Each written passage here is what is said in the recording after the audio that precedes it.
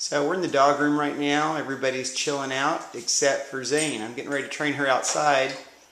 But before I do that outside work, I want to talk about some of the crate work that I'm doing with Zane. There we go. Pardon me while I get the camera right. Okay.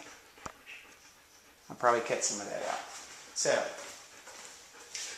Zane is a grown dog, and her owners told me that she's never been in the crate before. So they were worried about that. Oh my gosh, is that going to be, is she going to be traumatized by learning the crate? And a lot of people are like that. Oh, my dog's never been crated before. Surprisingly, I normally have better results with a dog that's never been crated before when it gets here than a dog that's had a lot of crate time and had bad experiences. So I'm actually glad when somebody sends me a dog that's never been in a crate before, because I can create the experience that I want to create. Just like when I put a remote collar on a dog and start working with a remote collar, it's never had a remote collar on, doesn't know that sensation, and I can kind of create whatever experience I want to create. So there's a variety of ways you can teach a dog to go in the crate.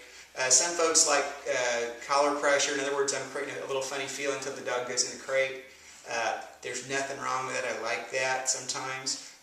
My first choice is to see if I can get the dog to work for me for food and move the dog into that position and get it to working for me in that respect. So let me just show you a little bit of that, how Zane and Phoenix, Zane is her housemate, how Phoenix and I have been working on that and kind of walk you through that a little bit. So,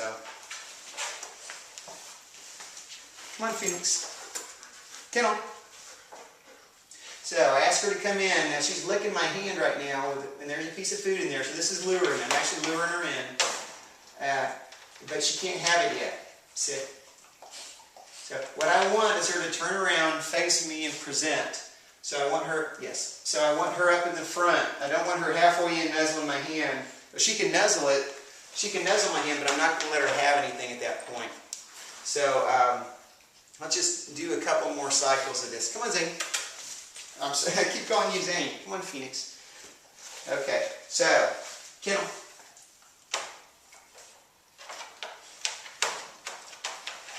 Yes. Okay. So notice in the beginning I'm not shutting the door of the crate. You're scrunchy. I'm not shutting the door of the crate. I'm just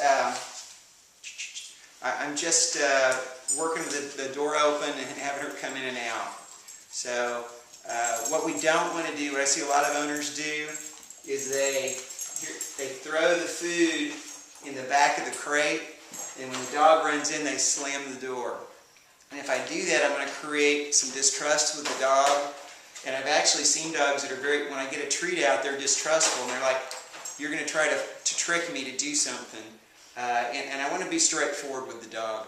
So in the beginning, all that work, I'm not shutting the door. And I never, if I do throw some food back there to get him to go in, I never slam that door afterwards. So, come on, Phoenix. Kennel. So sometimes what I'll do is I'll throw a piece in. Good.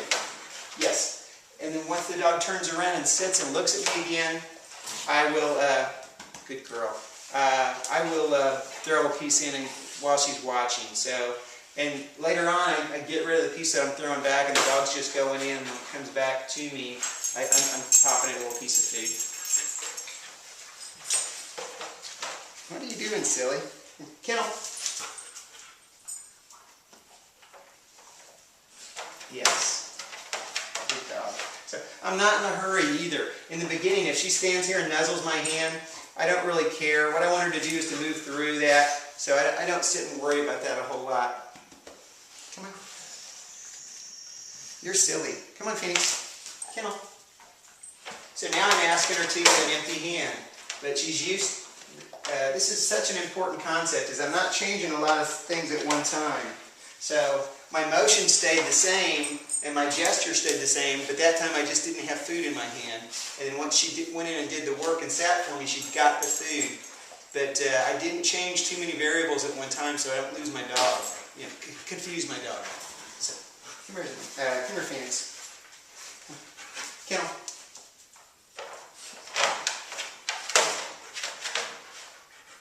Yes. Good. Okay. So she already knows okay, her release word. Come on. Phoenix, kennel.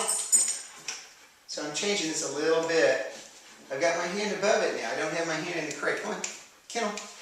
Good. Thank you. Let's talk about that. The dog was confused. And if you look at where my body is pointing, my body was pointing this way. And the dog was kind of looking at me.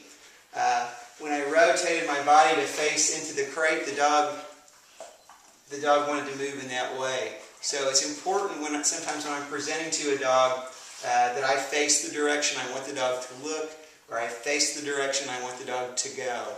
So, Phoenix, kennel.